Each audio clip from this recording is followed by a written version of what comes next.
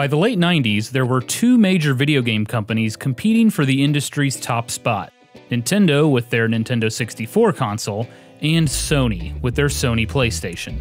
Nintendo marketed themselves primarily towards the preteen demographic, and that was reflected in their games. Super Mario 64, Pilot Wings, Yoshi's Story, Mario Kart 64. That's not to say the Nintendo 64 didn't have mature games, they definitely did, but those usually came from third-party developers.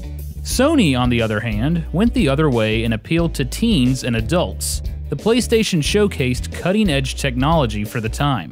Full-motion video and CD-quality audio meant developers could make almost movie-like gaming experiences. Titles such as Final Fantasy VII and Metal Gear Solid presented more mature, violent stories.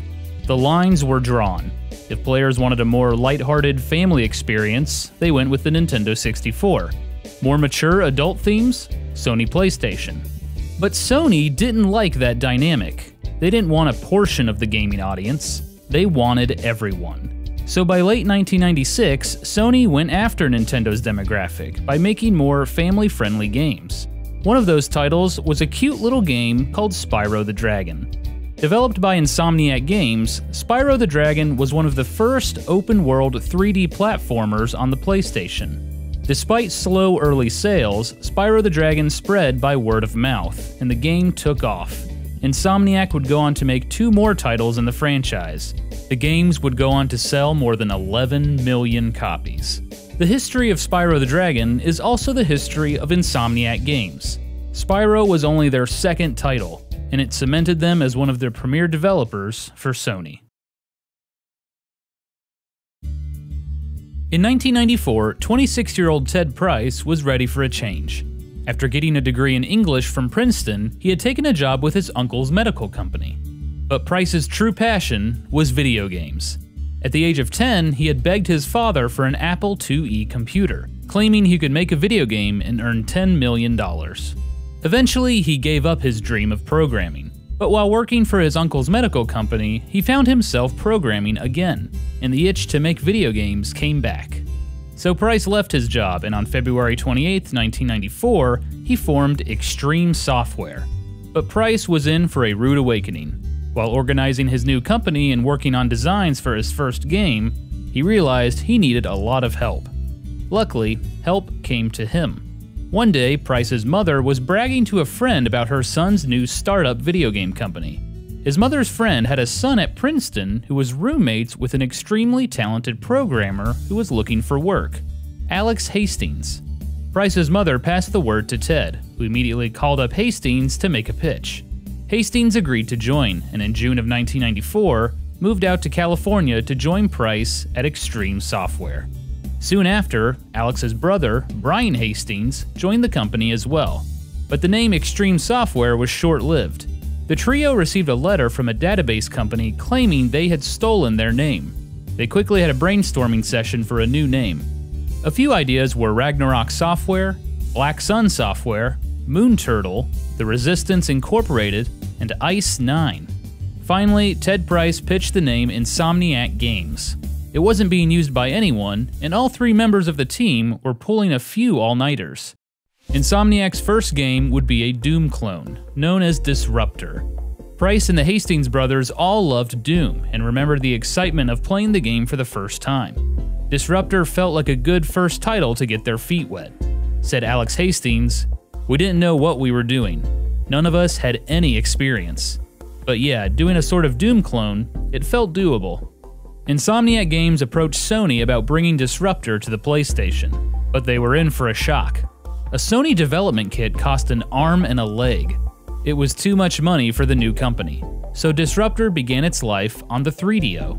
In about a month, they had a demo and began looking for a publisher, but no one was interested.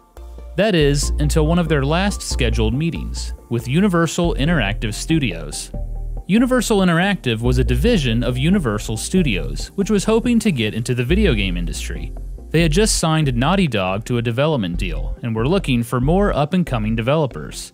Insomniac's Disruptor caught the eye of Universal Interactive's vice president, Mark Cerny. Cerny was no stranger to the video game industry. At the age of 17, he got a job making games at Atari. His first big hit was Marble Madness, a unique isometric platformer where the player has to navigate a marble to the exit. After Atari, Cerny worked for Sega in both Japan and the United States, working on games such as Sonic the Hedgehog 2. He eventually left to become an executive at Universal Interactive. Cerny was impressed that the Disruptor demo was made in only a month. He signed Insomniac Games to a deal. Universal would publish Disruptor, and Insomniac agreed to make 3 new games for Universal. About halfway through Disruptor's development, it became clear the 3DO system was not the future. Sales slumped, and other developers jumped ship. With the help of Mark Cerny and Universal Interactive, Insomniac got Sony dev kits, so development could continue for the PlayStation. On November 30th, 1996, Insomniac Games and Universal Interactive released Disruptor for the Sony PlayStation. It was a disappointment. The game only sold around 200,000 copies, mostly due to a lack of marketing. However, critics praised Disruptor. IGN stated, "For gamers who like a good shooter, you can't do much better than this." Despite the praise, the lack of sales made Insomniac founder Ted Price nervous. "There were times when we thought we weren't going to be around for another week," he said. But Universal wasn't ready to give up on Insomniac Games. After the disappointment of their first title, Disruptor, Insomniac Games, which had grown to 6 employees, wanted to make a game with more mass-market appeal. Disruptor took place in a dark, gritty world. Brian Hastings said they were ready to make, quote, "a game my mother would be able to play." Universal Interactive's Mark Cerny approached them with some insight. The average age of a PlayStation user was trending downward. Nintendo's family-friendly games were selling extremely well. If Sony could get more titles like Nintendo had, it could result in huge sales numbers. Not only that, but Alex Hastings was working on a new game engine. It was developed to showcase open worlds and view objects at great distances. Perfect technology for a 3D platformer. All they needed now was a character and a story. Ted Price pitched an idea about aliens invading Earth. He got a lukewarm reception. Then art director Craig Stitt mentioned that he had always wanted to make a game with dragons. "I've always loved dragons. To me, they are just the greatest creature. The combination of a T-Rex with wings and breathing fire, I mean, you've got the best of everything in a dragon." The idea clicked with everyone. Insomniac Games' newest title would be an open-world 3D platformer where you played as a dragon. They brought in artist Charles Zembillis, who had helped Naughty Dog with the character designs in Crash Bandicoot. Zembillis began preliminary sketches of the dragon character. At first, the dragon was large. Too large. Alex Hastings noted that animating such a large character would be troublesome. It had to be smaller and would need to appeal to their demographic of 8 to 10-year-olds. A few descriptors were cute, mischievous, bratty, and unpredictable. Eventually, Zembillis had nailed down a design for the main character. Said Brian Hastings, "This looks like a mascot character. This is something that could be big." His original name was Pete, as was the working title of the game. But Universal lawyers quickly stepped in, noting that Disney had a movie called Pete's Dragon, and would surely come knocking. The name Pyro was also considered, but it felt too mature. A Sony marketing director eventually suggested the name Spyro. It stuck. Originally, Spyro was a green dragon, but that quickly changed. As art director Craig Stitt designed the medieval fantasy worlds for players to explore, he was concerned that Spyro was blending into the grass too much. After experimenting with dozens of colors, they finally settled on purple. It was a unique color that made Spyro more playful and fun. At the E3 Expo in May of 1998, Insomniac Games showed off Spyro the Dragon. People were impressed by the large, colorful open worlds and called it graphically stunning. Sony was excited for the game as well, and threw heavy marketing behind it. Magazine previews and even TV commercials raised hype for Spyro. After crunching through tight deadlines, Spyro the Dragon made its debut on September 9th, 1998 for the Sony PlayStation, at a retail price of $39.99.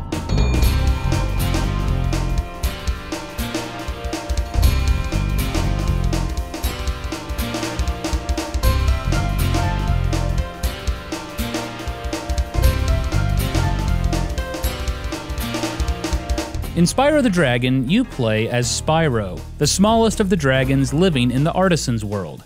After an interview where the Elder Dragons insult a villain named Nasty Nork, Nasty turns all the dragons into statues. Spyro, who avoided the spell, must save his dragon friends and take down Nasty and his henchmen. Along the way, Spyro is accompanied by his dragonfly buddy, Sparx. Sparx was designed to provide hints to Spyro and act as his life meter.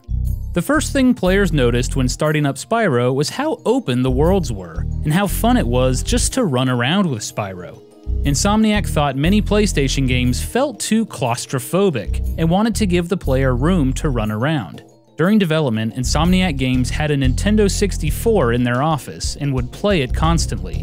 One thing they noted was how much fun it was to just run around in Super Mario 64. They called it the toy factor. The game should be fun to run around, even without enemies. When enemies were around, they actually interacted with Spyro, which was different than most games at the time. Generally, enemies travel along a fixed path, or fire projectiles. But in Spyro, many of the enemies react based on what Spyro does, or even interact with other enemies. It made the worlds feel more alive. Spyro attacked enemies by either charging them or with his flame breath. Players had to learn which attacks worked on certain enemies. For example, some enemies wore armor, so fire wouldn't work on them. In total, there were 6 worlds to explore, each one containing multiple levels. In most levels, Spyro must rescue his dragon friends while collecting gems and the occasional dragon egg. To mix up the action, Insomniac Games added flying levels to the game. In these levels, Spyro has to complete certain objectives, like flying through hoops and destroying enemies in a limited amount of time.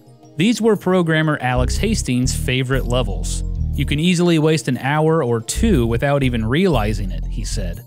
When it came to making the worlds, art director Craig Stitt focused on creating unique color palettes for each world. Each world had 2 or 3 base colors, and the details were filled in by different shades or contrasting colors. Stitt used a whiteboard in the office to document and keep track of the unique colors for each world. Spyro the Dragon runs on an internal game engine developed by Alex Hastings. What makes the engine unique is that there is no distance fog. At the time, consoles weren't powerful enough to render a lot of complex graphics and shadows. To compensate objects far away, games would use a fog to hide the graphics, allowing the game to run more smoothly. In Spyro, there is no fog. Rather, the engine renders objects farther away with a much lower polygon count. As the player gets closer, the polygon count increases until it is fully rendered. It was a great solution. Seeing platforms and objects far away enticed players to explore and try to reach new areas.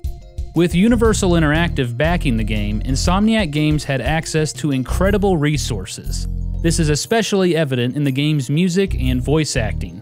Spyro the Dragon's soundtrack was composed by Stuart Copeland, co-founder and drummer for the band The Police. Spyro was his first video game composition. To write the music, Copeland would play the game and get an attitude for each level. He would compose the level's music based on that. Spyro's voice is provided by Carlos Alazraqui, most well known for being the voice of Rocco in Rocco's Modern Life, and the Taco Bell Chihuahua dog. According to PlayStation Underground, Alazraqui was the first to audition for the role, and immediately got the part. According to Alazraqui, it took a little while to find the right voice for Spyro.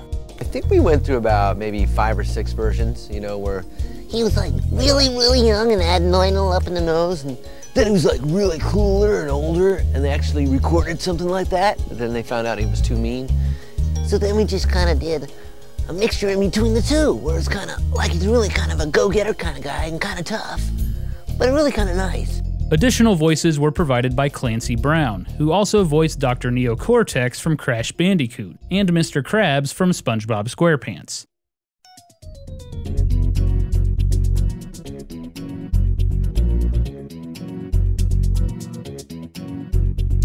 Critics loved Spyro the Dragon.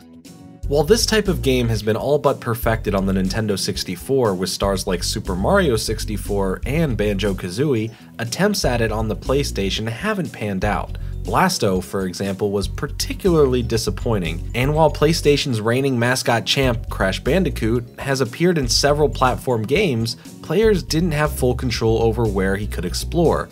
But Spyro finally proves that not only is PlayStation capable of supporting such a game, it can do it very well. Ian McDonald, Home Office Computing Magazine. GameSpot's Joe Fielder felt the same way. Yes, it's taken some time, but there's finally a proficient 3D platform game for the PlayStation, he said. Several reviews noted that the game was a bit childish. That bothered Insomniac founder Ted Price. To see it called a kiddie game implied that it was a simple, novice-oriented game that wouldn't satisfy hardcore players, he said. Sales were mixed, despite widespread acclaim from critics. In Europe, the game flew off shelves, but in North America, things were much slower. It wasn't until after the 1998 holiday season that things began to pick up. As kids got the game for Christmas, parents and even grandparents discovered how much fun Spyro the Dragon was. Said Ted Price, "We had grandmothers writing us letters saying they had stolen the game from their grandkids because they liked it better." Sales of Spyro the Dragon eventually surpassed more than 5 million units. It was the breakthrough game Insomniac Games was hoping for. Universal Interactive and Sony were thrilled with the sales. They asked for a sequel by the 1999 holiday season. After the release of Spyro the Dragon, Insomniac Games grew to 13 employees. Mark Cerny, wanting to focus more on game design, left Universal Interactive and formed his own consulting company, Cerny Games. And Ted Price, founder of Insomniac Games, was feeling the pressure to deliver a sequel. Recalling the development of Spyro 2, Ted Price said, "We had to make the sequel more revolutionary than evolutionary." The good news was, Insomniac could use the same game engine. They just had to come up with new gameplay mechanics. The team scrambled and threw out a lot of ideas, but they eventually settled on mini-games, challenges, and objectives throughout the levels. This would add variety to each level instead of the standard get to the end of the stage goal. One idea Insomniac struggled with was collecting items. It was definitely an important aspect of the game, but how much was too much? For Spyro 2, Insomniac found a nice balance. They added more collectibles, but not enough to make it the main focus of the game. This would also add more challenge to the game, and Insomniac hoped it would help shed Spyro's label as a kiddie game. When it came time to name the game, Insomniac took inspiration from the first Spyro game, in an unlikely way. They noticed that on the Japanese cover of Spyro the Dragon, the katakana characters looked like it spelled Ripto in English. Insomniac loved it, and gave the name to the main villain of the game. On November 2nd, 1999, Spyro 2: Ripto's Rage was released in North America. 3 days later, the game came out in Europe and Australia, but under a different name. To avoid translation issues, it was named Spyro 2: Gateway to Glimmer.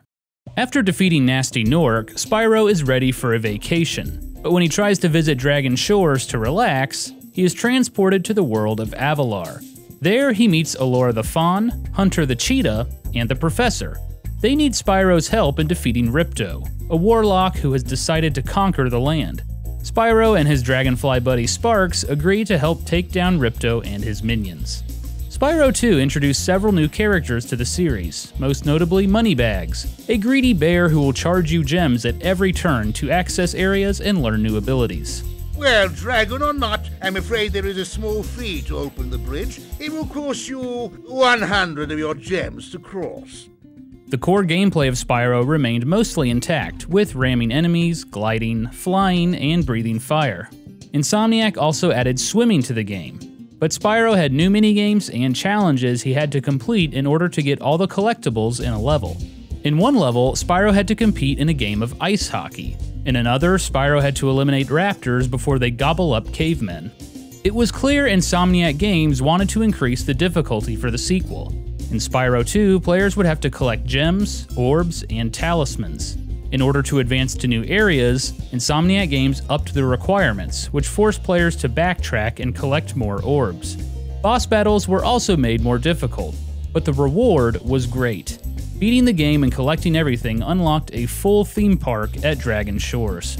Presentation-wise, Insomniac added a lot more cutscenes and dialogue. Tom Kenny was the new voice of Spyro. Today, he is best known as the voice of SpongeBob SquarePants. But Spyro's voice wasn't the only thing to change for the dragon.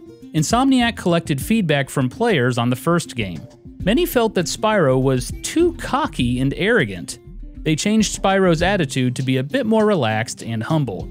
Music was, once again, composed by Stuart Copeland.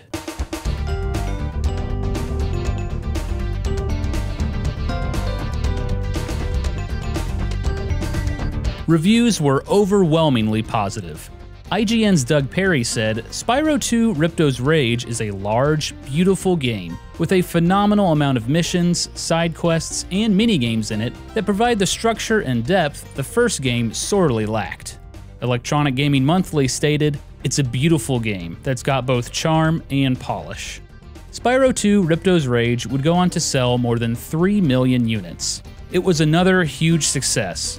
So it was no surprise to anyone at Insomniac Games when Universal Interactive and Sony came knocking for another Spyro game. Spyro 3 would need to be ready for the 2000 holiday season. That, once again, gave Insomniac less than a year to come up with something new. It was a challenge from the get-go.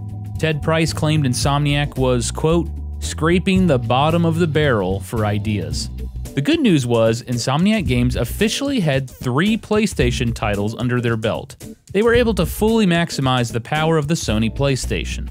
Brighter color palettes, more polygons, and more special effects, all while maintaining a steady frame rate of 30 frames per second. In addition to this, Insomniac came up with a way to adjust the difficulty on the fly. It was called ACT, or Auto Challenge Tuning. The system was designed to tune the game's difficulty based on how well the player was doing. More experienced players could enjoy an increased challenge, while novice players wouldn't get frustrated. To keep the game fresh, Insomniac went with more minigames and 4 new playable characters. Adding new characters took pressure off creating new moves for Spyro and added more gameplay variety. When it came to naming the game, it was an easy decision. Spyro 3 was set to release in the year 2000, the year of the dragon according to the Chinese zodiac. The game was officially titled Spyro, Year of the Dragon, and was released on October 24, 2000 in North America and November 10, 2000 in Europe. Spyro and his friends are celebrating the Year of the Dragon, welcoming new dragon eggs. All of a sudden, a rabbit named Bianca appears with an army of Rhinox and steals the eggs. Spyro and Hunter chase them to a new world that was once inhabited by dragons. An evil sorceress has taken over and wants to use the captured dragon eggs to eliminate dragons for good. She has also imprisoned several of the world's heroes, entrusting money bags to guard them. It's up to Spyro to free his new friends, find all the dragon eggs, and take down the sorceress. Along with collecting gems and dragon eggs, Spyro 3 added several new minigames inspired by some of Insomniac's favorite games. There were skateboarding areas, inspired by Tony Hawk's Pro Skater, a boxing match, inspired by Ready to Rumble Boxing, and even shooting arenas, inspired by Doom. Spyro Year of the Dragon introduced new playable characters with their own unique levels. Sheila the Kangaroo could jump extremely high while kicking enemies. Sergeant Bird was a little penguin who could fly and shoot rockets. Bentley was a Yeti that moved slowly but had an extremely powerful swing. And finally, there was Agent 9, a monkey with a laser gun that loved to throw bombs. Another new playable character was Sparks, Spyro's dragonfly buddy. These were shoot-'em-up levels, and if completed, gave Sparks new abilities. Music was once again composed by Stuart Copeland. Ted Price considered it Copeland's best work on the Spyro series.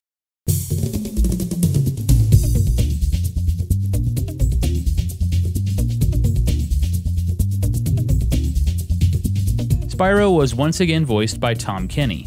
Newcomer Bianca was voiced by Pamela Hayden, best known for her work on The Simpsons. Spyro Year of the Dragon was a massive game, almost twice as big as its predecessors. Critics once again loved it. Writer Mark Saltzman commented, "It was one of those rare gems that's perfect for boys and girls, young and old, and either experienced or casual players." GameSpot's Brad Shoemaker said, "You've certainly played Year of the Dragon before, but you've rarely played it better." The third installment in the Spyro series sold over 3 million units worldwide. Fans of the game were in for a surprise once they completed Year of the Dragon. A message from Insomniac Games. "We hope you have enjoyed the Spyro trilogy. We have had 4 great, fun, sleepless years creating it. Was this the end of the series? In a way, it was. For Insomniac Games, at least. After 4 years of working on Spyro the Dragon, the team of 30 at Insomniac was ready to move on. Said Ted Price, "We decided that it was better to start with a new franchise and come up with a new character than to try to push Spyro again."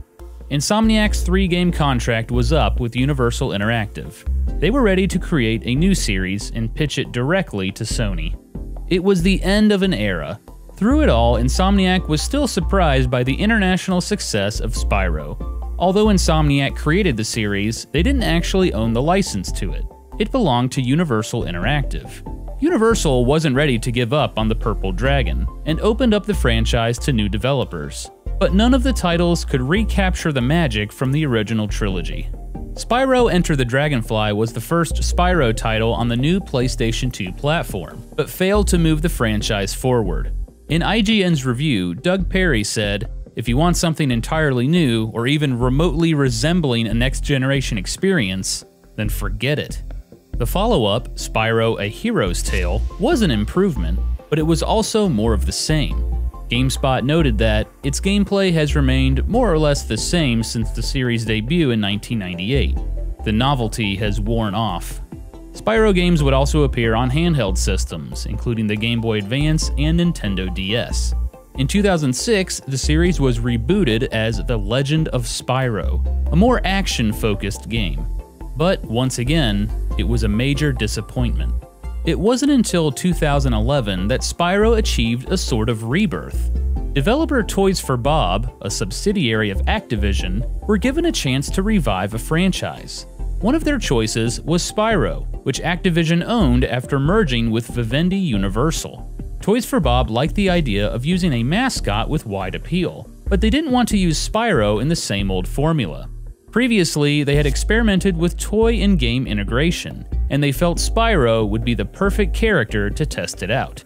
Thus was born Skylanders: Spyro's Adventure, the first game in the wildly successful Skylanders series. Released in October of 2011, players could purchase Skylanders toys to unlock new characters in-game. The concept was a huge hit. Sales were double to triple what Activision was expecting. Several sequels followed. The series has over $3 billion in sales.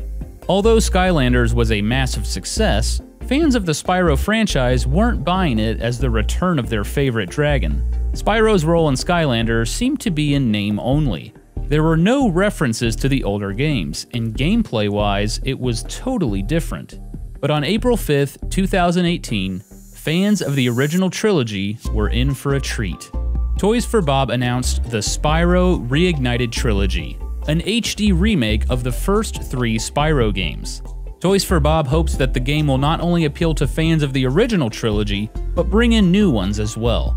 They even met with Insomniac Games to present their ideas. They wanted to ensure the game stayed true to the spirit of the original games. Keep up the good work, Spyro. I expect Nasty's really starting to worry about you. I'd be shaking in my Nork boots if I were him. What made Spyro the Dragon so successful? It was a combination of many things. Charming characters, large open worlds, enemy interaction, high production values, but none of it would have come together were it not for the work of Insomniac Games. Insomniac was on the verge of quitting after the disappointment of their first game, but they were able to bounce back in a big way. They created a family-friendly 3D platformer for a system that didn't have those types of games. It was only their second title. For both sequels, Insomniac managed to maintain the Spyro formula that everyone loved while introducing new mechanics, characters, and gameplay. In total, the Spyro the Dragon trilogy sold more than 11 million units worldwide. Each game was enshrined in the PlayStation Greatest Hits collection. Insomniac Games is still around today, developing new titles for Sony's PlayStation 4. They have come a long way since their formation in 1994. And they have a little purple dragon to thank for that. That's all for this episode of The Gaming Historian. Thanks for watching. Funding for Gaming Historian is provided in part by supporters on Patreon. Thank you.